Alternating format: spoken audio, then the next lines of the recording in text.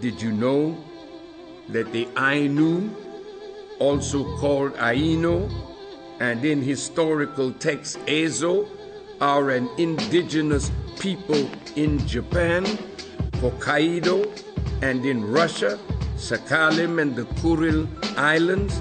Historically, they speak Ainu and related varieties. Most of those who identify themselves as Ainu still live in this same region. They are black men and women. There's about, they say, 25,000 of them left, but the unofficial number could be upward of 200,000 people.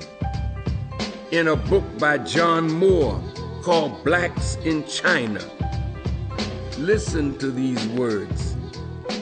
He writes, the earliest occupants of Asia were said to be small black pygmies who came to the region about 50,000 years ago. That's 46,000 years before the yellow and the brown man went there. The black man was already there, but their job was to establish themselves. And that meant what? They had to subdue the people that were already there. Isn't it interesting that God promised land to the children of Israel, but there were giants living in the land? But they were told to go, and God would go with them.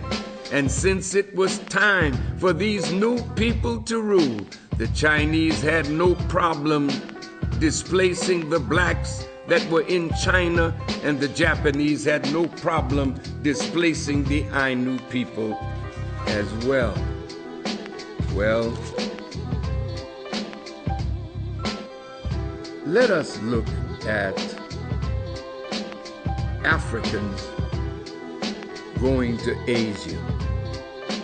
Did you know that Africans carried the art of fighting that was developed in the Horn of Africa into China, which is popularly known today as martial arts, namely Tai Chi, Kung Fu, Judo, and Taekwondo? In other words, the martial arts originated in Africa, not Asia, and it was the Africans who discovered very early that the movements of animals could be used effectively to develop their fighting skills. The oldest resources of kicking, throwing, wrestling, and punching techniques were found in Egypt.